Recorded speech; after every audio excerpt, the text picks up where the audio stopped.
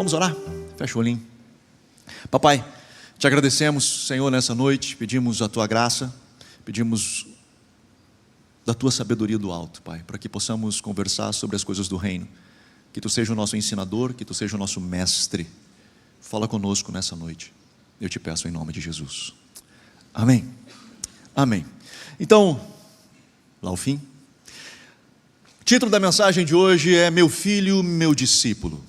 Eu quero conversar com você sobre a importância de você entender que a sua missão enquanto pai é fazer do seu filho um discípulo.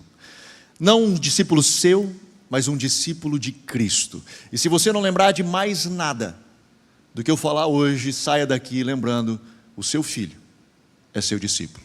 Não para ser igual a você, mas que ele possa olhar para você e imitar você como você imita Cristo. Que ele possa ver em você o Cristo e buscar em você referência, porque é responsabilidade sua. O que nós aqui como igreja queremos fazer é poder ajudar você nesse papel. Você não pode terceirizar esse papel, você não pode jogar esse papel para outras pessoas, seja na igreja ou seja na escola. É seu papel. O filho é seu. Na hora de fazer estava bom. Agora temos que cuidar. Nós temos que amar, nós temos que discipular, nós temos que estar perto, nós temos que estar próximo. É seu discípulo. Então, eu quero que o meu filho seja um homem de Deus. Beleza, ele precisa encontrar em você este homem de Deus, essa mulher de Deus, essa referência. Ele precisa ter isso. Eu quero conversar um pouquinho com você em cima desse texto, que é um texto lá de Deuteronômio, no capítulo 6. A partir do verso 5, quando Deus começa a instruir o povo de Israel, e Ele diz a Israel o grande mandamento que Jesus vai trazer lá em Mateus depois, quando perguntam qual mandamento nós temos que guardar, Ele diz, ame ao Senhor teu Deus e ame ao próximo. É daqui que Jesus se refere, Ele diz assim, ame ao Senhor o seu Deus de todo o seu coração, de toda a sua alma e de todas as suas forças. Que todas essas palavras que hoje lhe ordeno estejam em seu coração. Essa primeira parte, Deus está instruindo a Israel dizendo o seguinte, ame ao Senhor, busque a Deus com toda a tua força, com todo o teu entendimento. Ele está falando para você, papai, Ele está falando para você que é adulto, Ele está falando para você que já cresceu, é com você que Ele está dizendo. Ele diz assim, ame ao Senhor, ame com todas as tuas forças, ame ao Senhor com todo o teu entendimento, busque a presença do Senhor. Fez isso, então tem outra missão para você, ensina-as com persistência aos teus filhos. Isso que tu aprendeu no caminho do trono, tu vai ensinar aos teus filhos. Isso que tu aprendeu indo até o trono, não terceirizando, mas você indo até o trono, você vai ensinar aos teus filhos. E não é só isso, cara. Você vai conversar sobre essas coisas quando estiver sentado em casa. Você vai conversar quando estiver andando pelo caminho, quando for deitar, quando for levantar. O que é isso? Isso é discipulado. O que é isso? É você pegar pela mão e discipular o seu filho. Filho, eu vou te ensinar a viver a fé cristã. Você vai aprender comigo a viver a fé cristã. Eu vou te ensinar valores, eu vou te ensinar princípios, você vai aprender comigo. Nós, seres humanos, nós aprendemos nas relações. Muito do que nós aprendemos são nas relações. Por exemplo, nós diferenciamos muito dos animais, que os animais são instintivos. Nós temos os nossos instintos também, mas nós não vivemos pelos instintos, né? Nós temos, né, os bebês quando nascem, saiu da barriga, já está assim, né, com a boquinha procurando o tite. Mas quem disse para ele que tem que mamar? Não é assim? Ele já sabe, é do instinto. Mas no mais, cara, a gente vai ensinando. Por exemplo, se eu pego um cachorrinho e eu tiro ele da ninhada, e eu trago esse cachorrinho para o meu convívio em casa, e eu dou o leitinho que ele precisa, depois ele cresce, eu começo a dar ração, e eu amo ele, e eu cuido dele, e eu trato o melhor que eu puder. Cara, esse cachorro, ele vai crescer, ele vai ser um cachorro dócil, vai ser amado, mas ele vai ser cachorro. Ele não vai ficar ereto, não vai caminhar em duas pernas, ele não vai falar português com você. Espero que não, né? Porque se falar, dá para ganhar uma grana com isso aí até, mas não vai, cara, ele vai continuar sendo cachorro. Agora, se você pegar um bebê, tirar ele do convívio do ser humano, e colocar ele, por exemplo, com lobos, como a história do Mowgli, do menino lobo, né? Que é uma lenda, mas baseada em cima de um achado de um menino indiano no século XIX, que foi criado com lobos. Ele vai reagir como lobo, ele vai andar de quatro, ele vai imitar os sons do lobo, porque ele aprendeu a partir da relação. Ele vai se acostumar e se ambientar ao ambiente que ele está inserido. Aqui que vem, cara, o desafio do discipulado. Porque quando nós abraçamos os nossos filhos e caminhamos com eles, eles absorvem aquilo que nós temos. Jesus, a Bíblia fala, encerra o capítulo 2 de Lucas, falando sobre Jesus, que ele crescia em graça, em sabedoria e em estatura. Ele crescia em 3 coisas. Ele crescia em graça diante de Deus e diante dos homens. Ele crescia em sabedoria, e quem já me ouviu falar disso, eu falo que sabedoria é uma prerrogativa divina. Provérbios fala, Tiago fala, quem tem falta de sabedoria peça a Deus. Provérbios fala, se peça sabedoria e adquira conhecimento. Então sabedoria nós pedimos do alto, o Senhor derrama sobre nós sabedoria. Mas essa sabedoria, ela é derramada sobre o conhecimento que nós temos. Então se nós adquirimos conhecimento, se nós conseguimos coletar conhecimento, quando a sabedoria ela vem sobre isso, ela potencializa esse conhecimento. Jesus, ele começa a crescer em sabedoria, mas a sabedoria que ele recebe do alto, ele potencializou o seu conhecimento. Você vai lembrar de alguns textos de Jesus com 12 anos, lá no templo, deixando os sábios, os sacerdotes, impressionados com a sua fala. Como ele conhecia os textos bíblicos, como ele sabia do que ele estava falando. Diz, cara, que menino é esse? Como ele sabia disso? Teve um pai, uma mãe, que sentou com esse menino e ministrou conhecimento a essa criança. Nós temos problema com Maria, né? Pela questão talvez da divindade. Nós protestantes temos essa dificuldade com a questão o dogma mariano, né? Nós temos essa dificuldade. Então às vezes quando fala de Maria, a gente fica assim, não sei. Mas cara, Maria foi sensacional. Ela foi uma mulher fantástica, porque o anjo aparece para ela e diz, tu vai ter um filho, ele vai ser o libertador de Israel. Ela abraça a missão e ela discipula o seu filho. Com 12 anos esse menino sabia decor a Bíblia, como a maioria dos meninos judeus, porque a cultura de Israel é uma cultura orante. Hoje já tem bastante escritos, mas quando você vai buscar na arqueologia, Israel, que é um povo antigo, ele não tem escritos tão antigos como os egípcios, por exemplo, que você consegue descobrir a sua história, porque ela foi registrada nas paredes, foi registrada em pergaminhos, enfim. Os judeus não tinham isso, eles tinham uma cultura orante, eles sentavam e diziam aqui, eu vou passar de pai para filho. Eles ensinavam os seus filhos, saindo de casa, sentando, levantando, no caminho, eles ensinavam os seus filhos. Jesus aprendeu. Ele estava no ambiente e ele aprendeu. A graça do céu veio sobre ele. Ele cresceu em estatura diante dos homens. Mas a sabedoria que veio sobre um conhecimento que ele recebeu dos seus pais. Não sabemos a história de José depois de Jesus, dos seus 12 anos. Não sabemos o que aconteceu ali para frente. Mas o fato é que, até aquele momento, os pais estavam juntos, ministrando a vida de Jesus. Ele entendia esse processo, a importância de estar imerso neste lugar. Anderson, então significa que se eu fizer tudo certo, os meus filhos vão dar bem, e se eles não deram bem é porque eu fiz errado? Não necessariamente, eu me explico. Se hoje os teus filhos fazem escolhas ruins, não necessariamente significa que você foi um mau pai, porque se eu afirmar isso ser verdade, Deus foi um mau pai no Éden. Porque os filhos tomaram decisões erradas no Éden. E obviamente que Deus não foi um mau pai. Então, às vezes, nós podemos ministrar os nossos filhos, nós podemos apontar, nós podemos fazer tudo o que é correto, e eles ainda assim tomarão decisões diferentes. Mas, na maioria das vezes, eles vão tomar decisões a partir do que eles estão inseridos. Então, não farei da exceção uma regra.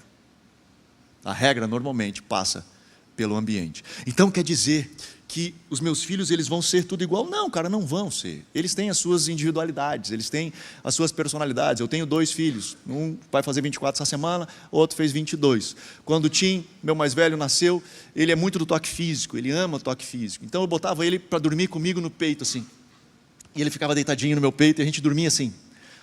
Qualquer lugar, cara, a gente deitava e dormia e eu amava isso, cara, era muito bom. E ele ficava paradinho assim. Top. Quando nasceu a Isabel, eu botei aqui, ela já começava assim. Aí eu botei ela aqui e ela não gosta do toque físico, nada, não adianta, não gosta de abraço, não gosta, até hoje. E eu lembro um dia, eu botei, cara, um sábado de tarde, eu lembro até hoje, eu botei ela aqui e ela dormiu. E eu dizia: Miriam, tira uma foto. E aí ela assim: não, capaz, vai ter outras oportunidades, a gente tira. Tá bom. Nunca mais. Foi a única vez que a Isabel dormiu no meu colo. O Tim, de noite, para botar ele dormir, tu botava ele no berço, né, na cama dele, tu tinha que ficar lá com ele, acariciando a cabeça, segurando a mão, fazendo não sei o quê, até ele dormir. A Bel, a gente estava na sala, daqui a pouco ela sumiu. Tipo, cadê a Bel? Foi dormir. Ela ia pequenininha assim, pum, deitava e dormia, tipo, não me incomoda, não me, né, estou eu aqui, já era. Cara, cada ser é individual, ele tem as suas individualidades, e Deus, cara, respeita isso, top.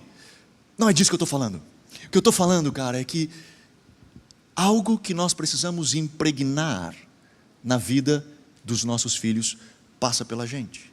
Do quanto nós inserimos ele num ambiente. Talvez eu vou agora num extremo muito grande. A probabilidade, por exemplo, de um menino ir para o crime, ele morando num ambiente onde todos os seus pares vivem no crime, onde as facções dominam, onde tudo está, a probabilidade dele seguir naquele caminho e a sua forma de ética, moral, ser contaminada por aquele ambiente, cara, é muito grande. E não estou fazendo juízo de valor, não estou fazendo discriminação nem nada, estou dizendo só que, cara, é natural que se siga um determinado caminho, porque é aquilo que eu sei, aquilo que eu conheço, aquilo que eu convivo, aquilo faz sentido na minha cabeça. Portanto, papai, o seu filho, cara, é seu discípulo. É a missão que você tem de trabalhar com ele, de cuidar dele. Quando nós adotamos a filosofia do Pense Laranja, trocamos o nosso material, e agora deixa eu entrar especificamente sobre ele. A ideia dele era justamente isso. Por que chama Pense Laranja?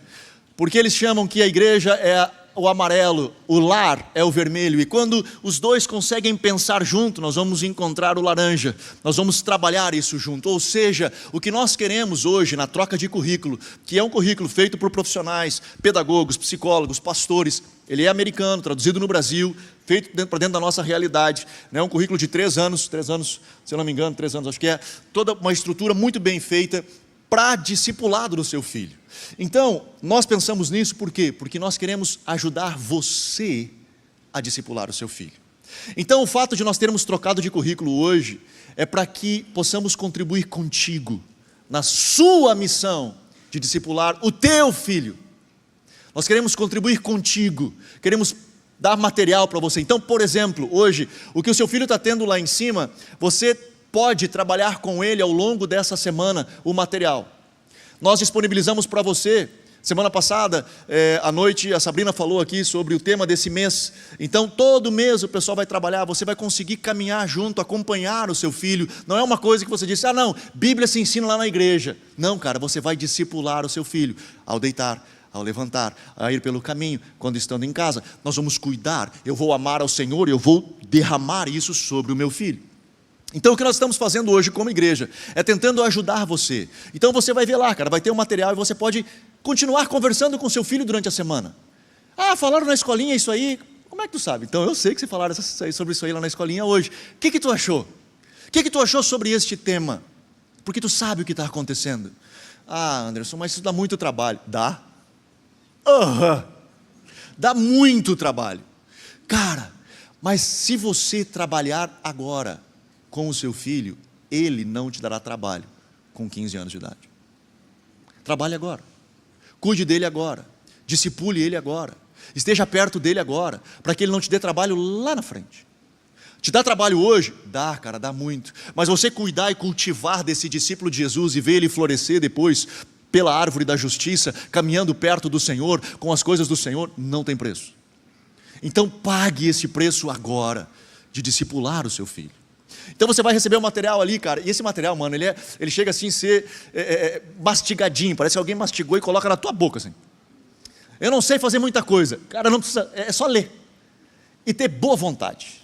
Se você tiver disposição, por exemplo, eu sou muito ruim para esse negócio. Lá em casa, graças a Deus pela Miriam, porque foi ela que discipulou os nossos filhos com as historinhas. Eu só fazia as palhaçadas das historinhas, parte da água batendo no barco, barco afundando, aquela coisa toda, essa parte era comigo, né, dos efeitos sonoros e tal. Aí a Miriam vinha com o que isso significa depois, né? Então aí dava certo, graças a Deus. Mas, cara, eu sou muito ruim com esse troço. esse material, ele vem, por exemplo, se seu filho é pequenininho, está na banheira, ele diz assim, ó, sabe quando ele estiver na banheira, ele tem aquele patinho boiando, então tu vai pegar esse patinho e tu vai dizer assim para o teu filho. É nesse nível que o material é entregue para você caminhar junto com o seu filho. Se você não sabe, é só ler e ter boa vontade de querer discipular o seu filho. Portanto, a razão pela qual nós hoje estamos adotando o Pense Laranja, e aí diz assim, cara, mas eu não queria isso aí, cara, eu só queria que deixasse o meu filho lá e eles cuidam dele, e essa semana eu tenho que fazer esse troço todo. Tem. E eu estou feliz de anunciar isso para você, porque é o seu filho, cara, que vai estar crescendo nos caminhos do Senhor, é o seu filho que vai estar desenvolvendo, é o seu filho que vai estar tendo experiências de fé. Nós estamos te ajudando a ajudar o teu filho. Olha isso, cara. Não tem como a gente competir com você. Isso aqui são o que nós passamos com o seu filho por ano. E ali é o que você passa com ele por ano. Não tem como a gente competir com você. Você tem todo o potencial de estar perto dele, de estar cuidando dele, de estar desenvolvendo a vida dele. Cara, nós queremos muita coisa legal. Nós queremos ser pais melhores, nós queremos que os nossos filhos tenham um futuro melhor, nós queremos que eles façam coisas maiores, que tenham caráter, nós temos tudo, mas olha só. Além de tudo isso, cara, o que acontece em casa é mais importante do que acontece na igreja. Então, dentro de casa, na igreja é importante, ele é muito importante no que acontece na igreja, mas não é mais do que acontece na sua casa. Porque lembra, ele está inserido no ambiente. É ali, cara, que ele está marinando, é ali que ele está absorvendo, é dali que ele está bebendo. Dentro da filosofia do Pense Laranja, ele tem duas estratégias. Ninguém tem mais potencial para influenciar uma criança ou adolescente do que os seus pais. Aí tu vai dizer assim, porque tu não conhece o meu adolescente. O meu não me ouve mais, já faz uns dias. Ele ouve todo mundo, mídia social, TikTok, dancinha. Já viram que eu não dou para dancinha. Cara, ele ouve todo mundo, ele só não me ouve. Ele só não para me escutar. Eu já vou conversar com você sobre isso. Mas essa é uma afirmação. Ninguém tem mais potencial de influência nas crianças e adolescentes do que os pais. E os pais não são a única influência, que é o que eu falava. Eles vão ouvir outras vozes, eles vão ter outras pessoas falando com ele, mas você, papai, você, mamãe, é o maior potencial de influência. E preste atenção nesse gráfico. Eu não sei se você vai enxergar lá de trás, mas ele começa aqui na ponta, de 0 a 1 ano, e ele vai até os 18 anos. E duas coisas que eu quero destacar em principal. Lá em cima é a influência pela posição, e aqui é a influência pelo relacionamento. O que eu quero dizer com influência pela posição? O que eu estou querendo dizer com isso? É que nós influenciamos os nossos filhos pela posição. Eu sou pai, tu é filho. E os filhos, quando são pequenos, eles olham para a gente que pai, e eles são assim, pai herói. É o meu pai. Né? A gente fica assim, meu pai. Né? Não, mas o meu pai, não, mas o meu é melhor. Não, mas o meu... Porque ele tem a figura do pai herói. Só que essa figura do pai herói, ela vai desfigurando com o passar do tempo. Ela vai desmoronando com o passar do tempo, e é natural que isso aconteça. Então, no início, se eu quiser me relacionar com os meus filhos só pela posição, eu sou pai e tu é filho, no início funciona, cara. No início vai funcionar. No início eles não dão muita percepção para o relacionamento, porque, cara, é meu pai, é isso que tem. Só que à medida que ele vai crescendo e os anos vão passando, ele começa a se relacionar com outras crianças, ele começa a se relacionar com outras pessoas, e outras vozes começam a falar com essa criança, começam a falar com esse indivíduo, ele começa a ouvir. E aí chega um momento onde a posição não fala mais, e aí tu quer usar a posição e ele está indignado com você. E aí ele chega com 15 anos e tu quer dizer para ele, não, mas tu é meu filho, tu tem que me ouvir, e tenta botar a posição, e se você não tiver relacionamento, ele não vai mais te ouvir. Porque ele ouve um monte de gente, mas ele não te ouve mais. E isso é importante, cara, e como é que eu resolvo isso? Porque aqui, nos 12, 13 anos, é quando isso se junta. E aí, como falei, chega lá nos 15, 16, a posição, ela começa a cair. E o que vai crescendo é o relacionamento. Tá, Anderson, e como é que eu salvo isso? Para que o meu filho, quando tiver 15 anos, ele me escute. Comece a cultivar com ele, desde o início, relacionamento. Cultive com ele relacionamento. Eu amo, cara, a palavra de Malaquias, eu já falei aqui outras vezes, já ministrei sobre ela. Mas Deus encerra o Velho Testamento, o último capítulo, ele diz assim: antes que venha o grande e terrível dia do Senhor, eu vos enviarei o profeta Elias, e ele converterá o quê? O coração dos pais aos filhos, e o coração dos filhos aos seus pais. O que Deus está dizendo na restauração nos últimos dias, antes que acabe todo esse mundo, Ele enviará uma graça, uma unção, para que haja restauração de coração para coração, que nós sejamos conectados de coração para coração. Não é só obediência, bater continência e Ele fazer o que eu estou mandando, mas nós temos uma conexão de coração para coração, nós caminhamos juntos nessa jornada. Então, meu querido, se você puder cultivar relacionamento com o seu filho desde o início, cultive relacionamento. Não é só aquela coisa, eu dou comida para ti, eu jogo para cá, eu boto para lá, eu te levo aqui, eu te trago para cá. Pare, olhe nos olhos, converse, tire tempo. Nós passamos no início 12 horas. À medida que eles vão crescendo, essas horas vão diminuindo. E depois nós paramos poucas horas com eles. No tempo que você passe mais horas, esteja presente com eles. Esteja ali com eles. Olhe nos olhos. Converse com eles, esteja presente, não só fisicamente, esteja presente emocionalmente, de coração com o seu filho. Comece a construir relacionamento.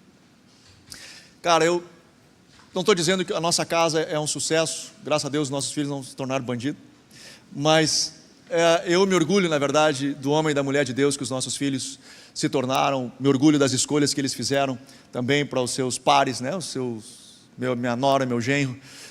Fico feliz da forma como eles avaliaram isso e caminharam nessa direção. Mas, cara, assim, o que eu quero dizer com isso é, não somos referência, mas hoje, como eu dizia, eu me orgulho daquilo que eles se tornaram, do que eles se tornaram, das pessoas que eles se tornaram. E se eu pudesse olhar para trás e tentar achar uma forma de dizer assim, cara, o que tu acha que foi fundamental para vocês viverem o que vocês vivem hoje? De novo, não estou querendo colocar como referência, mas hoje eu sou feliz com a família que nós temos. Eu diria que a chave para nós foi caminharmos com os nossos filhos de coração para coração. Nós termos a conexão de coração para coração, de estarmos perto dele, de estarmos olhando para eles e caminhando, tendo o coração deles, mais do que a obediência deles, caminhando próximo deles, ensinando e conversando, desenvolvendo esse tipo de relacionamento. Porque, cara, vai chegar um momento onde outras vozes vão conversar. Vai chegar um momento onde eles vão começar a ouvir outras pessoas. E nessas horas eles precisam saber quem eles estão ouvindo e o que vão estar fazendo. Esse slide, ele é bem do Arrow. É a nossa galera do Arrow, já falo da galera do Hope, mas é da galera do Arrow. Até os 11 anos. Nós temos de novo lá a influência pela posição, a influência do relacionamento, e elas vão encurtando. Esse é o momento que você, papai, que tem filho de 0 a 11 anos, preste atenção. Esse é o seu momento. Essa é a sua hora. É a hora de você dar atenção para ele. Ele precisa demais da sua atenção. Ele é seu discípulo. Então é nessa hora, cara, que você vai ensiná-lo, que você vai discipulá-lo, que você vai colocar ele nesse ambiente onde ele vai estar aprendendo ao redor. Deixa eu tentar dar um exemplo para você, usar de uma forma prática nossa aqui, para tentar exemplificar isso. Não é só disso que eu quero falar, você vai entender, através desse exemplo, você vai entender o que eu quero dizer. Que isso vai se refletir na sua casa, e você pode replicar isso na sua casa. Mas, por exemplo, hoje nós temos uma dificuldade aqui, que nós não temos espaço no infantil suficiente para a quantidade de crianças que nós temos nos nossos cultos. É um problema nosso. Então, o que a gente pede? Falei semana passada, vou repetir aqui, sempre é bom. A gente pede que as pessoas se inscrevam no culto. Antes, inscreva o seu filho. Eu quero participar da escolinha e tal. Não tem mais vaga no culto de domingo à noite. Cara, tenta no culto de domingo de manhã. Não tem mais vaga. Tenta no da tarde. Normalmente no da tarde a gente tem, é mais tranquilo. Mas eu não quero ir no culto da tarde, eu quero ir no culto da noite. Tá! Só que você tem um filho, você tem uma criança, você tem um menino que precisa aprender. Nós não podemos ficar empilhando criança lá em cima. Às vezes a gente abre exceção, às vezes a gente tenta colocar, como eu falava semana passada, às vezes nós conseguimos colocar mais crianças, mas depende também do professor. Às vezes se o professor, ele é um pedagogo, ele consegue ter domínio de classe. Mas a maioria dos nossos profs na escolinha são pais, que cuidam, já que alguém cuida do meu filho, vou cuidar do filho dos outros também. E estão lá, se esforçando. Então eu não posso empilhar criança. Eu lembro um dia, chegou um pai com a criança chorando assim, ele dizendo, olha, não tinha mais vaga, e ela está aqui, e a criança chorando, olhando para mim, tenta ver uma vaga. Eu bati lá, perguntei, prof, né, e era um professor experiente, tu acha que dá para colocar mais alguém? Ele, não, dá. Aí botamos ela, e essa criança que nós colocamos para dentro foi a 12ª exceção que a gente colocou para dentro.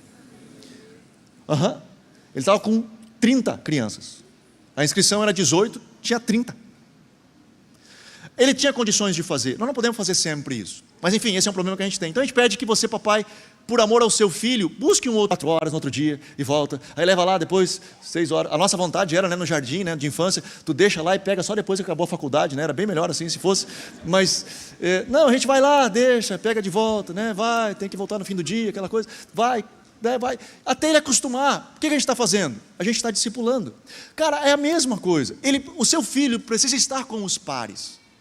Os pares dele não são os adultos, os pares dele são as crianças. Ele vai aprender a dividir, ele vai aprender a conversar, ele vai aprender a se relacionar, ele precisa estar lá. Então, papai, nós vamos fazer um esforço. O que a gente fez? A gente criou 2 salas, ali na entrada tem uma TV, aqui na cantina tem outra TV, onde o culto está passando ao vivo. Tudo que está acontecendo aqui está nas TVs ali, no exato momento. Por quê? Porque é uma sala de inclusão, ela é uma sala de transição. Aonde, cara, o seu filho, cara, não está conseguindo ser adulto no ambiente adulto. E eu não tenho a expectativa que ele seja, porque ele não é adulto, não tenho essa expectativa. Cara, mas ele começou a incomodar, começou a gritar.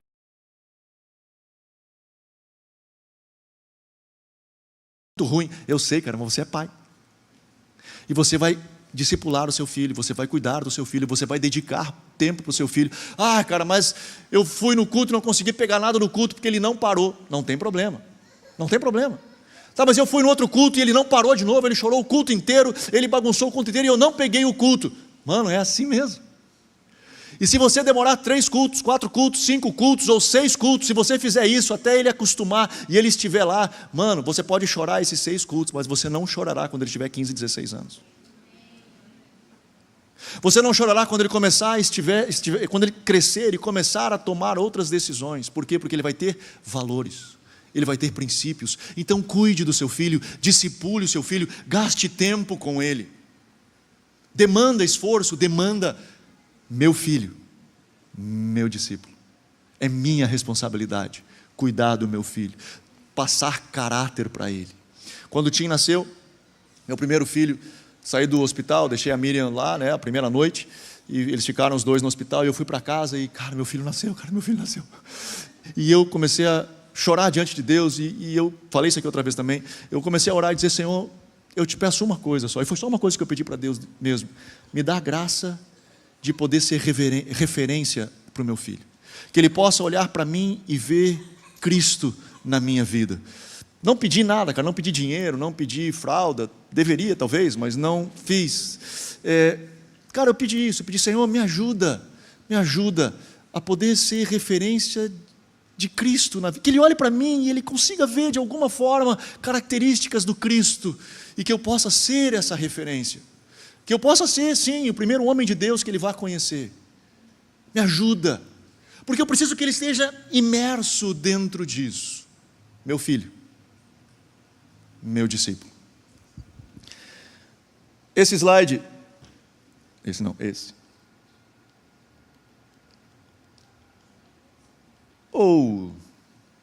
E sumiu todo mundo da mesa. Sumiram mesmo. Deu. Será que foi arrebatamento?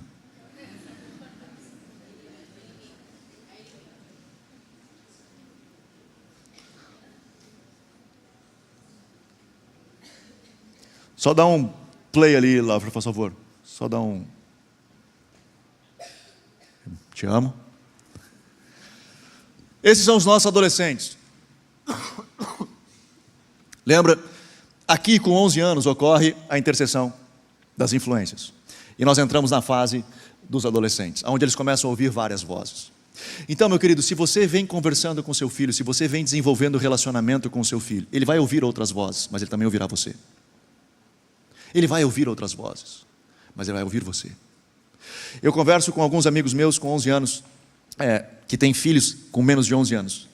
E eles alguns deles, 2 em específico, um dia eu comentei com eles assim, eles chegaram para mim, cara, eu não vou mais na igreja, não preciso mais ir na igreja. E eu tenho um problema com isso, né, cara? Quem me conhece já sabe, eu tenho dificuldade com a galera dos desigrejados. Entendo as razões, mas eu tenho dificuldade com isso, porque para mim, não estou me referindo ao prédio, não estou me referindo às paredes, não estou me referindo a nome, não estou me referindo à instituição, eu me refiro ao congregar, a estar junto, a viver família. E isso para mim é importante. Não tem como viver o evangelho isolado, sozinho, só eu de consumo próprio. O evangelho do Cristo é o evangelho que eu me debruço sobre o outro, é amar o próximo, é o Pai nosso, é o pão nosso. Então eu preciso estar no convívio. Mas enfim, tirando essa parte que eu não consegui mais convencer eles com esse troço, eu cheguei para eles e disse o seguinte, presta atenção. Cara, tá bom, quer viver a tua fé do jeito que quer viver, vive. Mas deixa eu te falar só um negócio, se eu puder te dar um conselho. Para esses 2 eu falei. Cara, hoje teu filho tem 5 anos, 6 anos. Hoje, tu diz para ele assim, vem para cá. Ele vai. Tu diz para ele, vai para lá. Ele vai. Com 11 anos, ele vai começar a buscar a tribo dele. Com 11 anos, ele vai começar a buscar o grupo dele. E que grupo ele vai buscar? Aonde ele vai buscar essas amizades? Aonde ele vai buscar essas referências? Na escola? No futebol? Na escola de dança? Aonde ele vai ter referências? E quais são essas referências que ele vai estar buscando? A importância de você estar num ambiente onde tenham outros adolescentes, outras crianças de 11, 12 anos, que tenham valores semelhantes aos seus, e que vocês possam comungar juntos, que possam desenvolver juntos. E aí então começa a crescer. E aí começam a aparecer esse círculo de amigos, começa a aparecer essas tribos, começa a aparecer mídia social, e pelo amor de Deus, não deixe teu filho antes dessas idades pegar mídia social, pelo amor de Deus, ajuda você nesse negócio. E ele começa a crescer, cara, e aí vai chegar nessas idades, 14, 15, 16 anos, um monte de gente falando um monte de coisa, a importância de você ter o seu coração, de caminhar próximo dele. Eu lembro quando os nossos filhos começaram a chegar na adolescência, eu tinha um pavor disso, cara. Eu tinha, na pré-adolescência, até um dia eu procurei uma palestra para como criar filhos adolescentes. Eu fui lá, era uma psicóloga, me ajuda que eu estou desesperado. Eu estou com um medo enorme de como vai ser a adolescência dos meus, porque falo que é difícil e eu estou preocupadaço. Daí, enfim, ela deu a palestra dela, mas uma das coisas que ela falou na palestra, ela disse o seguinte, que os adolescentes, eles são esses, entre aspas, rebeldes, por uma razão simples, no psique deles, no desenvolvimento emocional deles, eles começam, na fase da adolescência, a desconexão com os pais. Eles começam então a desconectar do pai, eles olham para o pai e dizem assim, não, mas eu não gosto do meu pai. E aí a gente faz aquela famosa frase que a gente não fala, mas pensa, na minha casa vai ser diferente. Quando eu tiver a minha casa, não, mas eu vou ser um marido diferente, eu vou ser um pai diferente, eu vou ser não sei o que diferente, e a gente constrói. E o que é isso? É a gente desconectando dos nossos pais. Por quê? Porque é a forma que nós temos de deixar os nossos pais e ter a nossa vida. Do contrário, nós passaremos a vida inteira com os nossos pais. Então, nós vamos achando os problemas, as dificuldades, vamos não gostando disso, e vamos então desconectando para construir a nossa história, a nosso lar. Mal a gente sabe que vai repetir lá na frente depois as coisas, mas a gente começa a fazer a nossa história. Bem, sabendo disso, quando eles entraram na adolescência, chamei os 2 e disse, olha só, eu sei que vocês vão ficar bestados. Vocês vão entrar nessas noias aí de achar coisa ruim na gente e tal, estou ligado nisso aí, e pode achar mesmo, até porque eu quero que vocês vazem daí. Então, vão achar as coisas ruins, pode achar e acha tudo tal. Só presta atenção no negócio. Cara, a gente ama vocês. E a gente vai estar aqui por vocês. A gente vai estar aqui cuidando de vocês. E tudo o que a gente fizer, cara, é por vocês. Então assim, por mais que vocês vão ter as rebeldias, vão achar que o pai é careta, que o pai é não sei o quê, pai, mãe, enfim, saibam, nós amamos vocês. E a nossa escolha, as decisões que nós vamos fazer, é por amor a vocês. Quando chegou nos 15 anos, começaram as festas de 15 anos, o coração da gente fica assim, né? Porque hoje as festas de 15 anos... bota as minhas no chinelo, na minha época, né? Era... Aí começaram, e aí, vão nas festas, não vão? Eu digo, cara, proíba, não proíbe, né? Não queria ser religioso, de dizer, não, não vai, bota numa bolha, não deixa os caras. Não, cara, vamos conviver, vamos relacionar. Eu sentei, né? Sentei, primeiro foi o Tim, né? 2 anos para frente, sentei, disse, Tim, olha só, deixa eu te explicar, tem a festa sim, mas olha só, se tu seguir esse caminho, tu vai ter essa consequência. Se tu seguir este caminho, tu vai ter essa consequência. Te aconselho a seguir este caminho, vai ser melhor para ti. O que tu acha? Então eu comecei a ensiná-los, nós começamos a ensiná-los a tomar decisões, a fazer escolhas. Mais do que eu usar a posição e dizer pode, não pode, faz, não faz. À medida que eles foram crescendo e amadurecendo, nós procuramos construir com eles a capacidade de fazer escolhas. E por que isso é importante? Porque o dia que nós não estivermos ali, eles saberão fazer escolhas. Quando eles estiverem diante de uma situação, eles precisam saber qual a escolha tomar. Porque isso tem base, tem fundamento. Então, meu filho às vezes dizia assim: pai, essa festa dá para ir, essa festa aqui não dá para ir. Eu disse: então beleza, então essa festa tu vai, essa festa tu não vai. Um dia a Bel chegou para mim e disse: pai, tem uma festa aí de 15 anos, de mulher, né? Daí a filha, o cara fica assim. E ela disse: pai, como é que é essa festa, filha? Eu disse: não, é o seguinte, pai, é o seguinte, presta atenção. Até a meia-noite dá. Depois da meia-noite o bagulho fica sério. Então, meia-noite eu estou lá. Eu digo: fechou. 5 para meia-noite eu estava lá. E eu só mandei mensagem para ela, ela vazou, porque nós tínhamos um acordo, para não enfeiar. E cara, as coisas elas se passaram, claro que a gente tem erros, a gente comete erros, a nossa jornada toda ela é cheia de erros, mas isso, cara, nos ajudou pra caramba, de nós seguirmos adiante, de nós evoluirmos, de nós construirmos essa conexão de coração para coração. Isso é muito importante, de vivermos dessa forma. Os nossos adolescentes, chegando nessa fase, cara, eles vão passar muitas crises. E nessa hora, cara,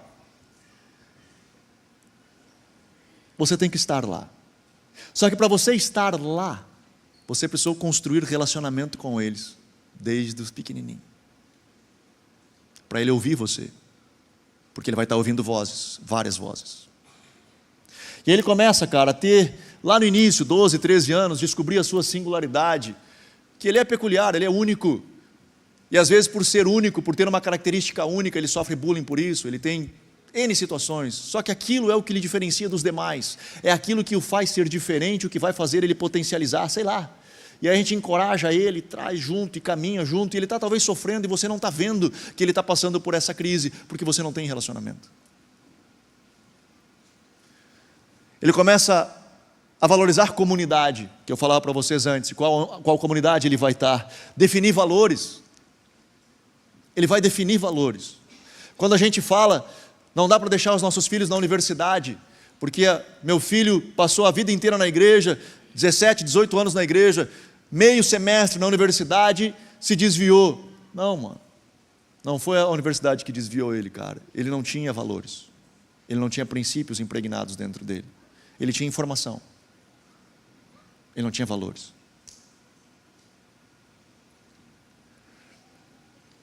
Aperfeiçoar habilidades, criar visão e vocação, cara. Essa fase da vocação, de caminhar junto com eles, de ajudá-los nisso, de estarmos presentes nesse negócio. Eu vou falar uma frase que eu aprendi com o meu pastor e que eu uso ela na nossa estrutura de liderança aqui, e eu sei que ela vai fazer muito sentido na relação com os seus filhos.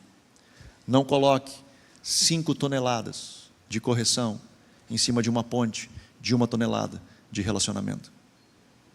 Eu vou dizer de novo: não coloque 5 toneladas de correção em cima de uma ponte de 1 tonelada de relacionamento. Ela vai ruir, ela vai arrebentar. Eu não posso chegar arrebentando com tudo, dando moral, dizendo o que é o certo, o que é o errado, se eu não construir direito para fazer isso. Se eu não tenho acesso ao coração do meu filho, eu não posso ficar apontando o dedo para ele, dizendo não faz isso, não faz aquilo, para com aquele não. O quanto eu construí de direito para chegar nele e dizer isso para ele.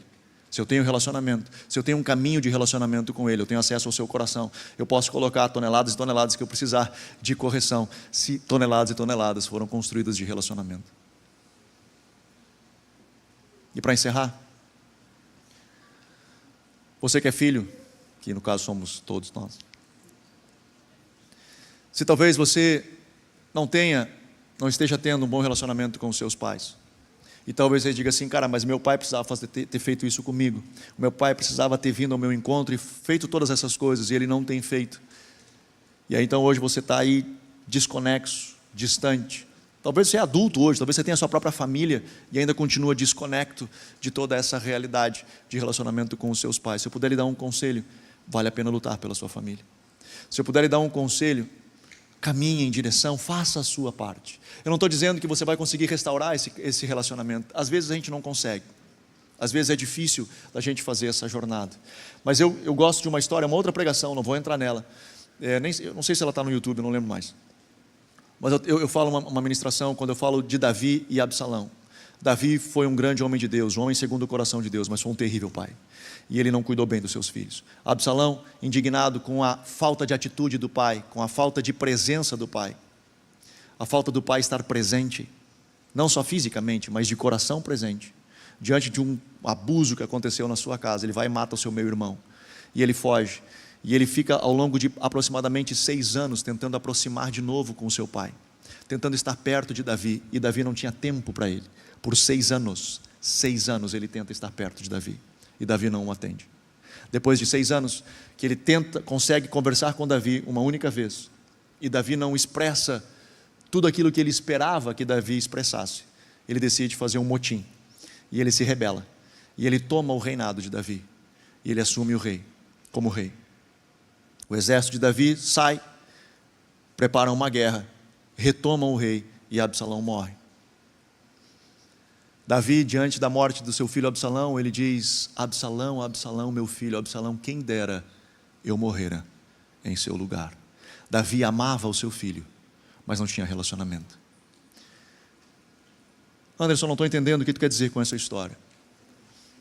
Absalão lutou pelo relacionamento com o seu pai por anos. No dia que ele desistiu de lutar, ele assinou seu atestado de óbito. Não desista de lutar pela sua família. Por mais difícil que esteja, por mais difícil que seja, lute, cara, lute. Não estou dizendo que você vai conquistar tudo, mas lute. Talvez alguns centímetros que você avance nesse caminho em relação à sua família, lute. Vale a pena lutar pela sua família. Amém? Vamos ficar de pé.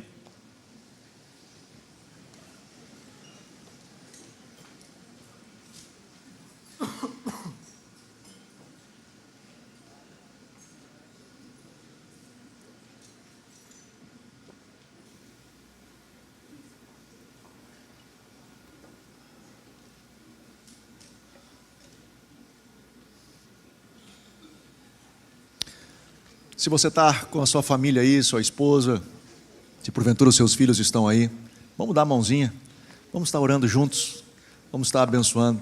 Se porventura você está só, coloque aí a sua família diante do Senhor. Se tem algum amigo perto, quiser estar com ele, vamos orar juntos, vamos abençoar. Eu creio realmente que antes que venha o grande e terrível dia do Senhor, Ele enviará essa graça, essa unção, esse mover que Elias carregava, de converter o coração dos pais aos filhos, e converter o coração dos filhos aos seus pais. Que nós possamos agarrar dessa unção, e que nós possamos nos mover nela, em nome de Jesus. Papai, eu oro, Senhor, nessa noite, por esses que aqui estão, por esses que nos acompanham desde casa, pedindo, Senhor, a Tua graça sobre as famílias, pedindo, Senhor, que Tu traga restauração, que Tu traga cura, que a Tua presença venha e graça venha reinar sobre as famílias em nome de Jesus. Ajuda-nos, Senhor, a discipularmos os nossos filhos. Ajuda-nos, Senhor, a fazermos que eles possam conhecer a Ti e ter experiências contigo. Papai, nós abençoamos as famílias nessa noite em nome de Jesus. Que o Teu amor repouse sobre cada um. Papai, que haja reconciliação. Papai, eu oro, te peço reconciliação, espírito de reconciliação sobre os lares, sobre as famílias em nome de Jesus. Senhor, batiza-nos com perdão, batiza-nos, Senhor, com o amor, para estendermos a graça e o perdão, e que venha a restauração. Eu te peço nessa noite, em nome de Jesus, em nome de Jesus.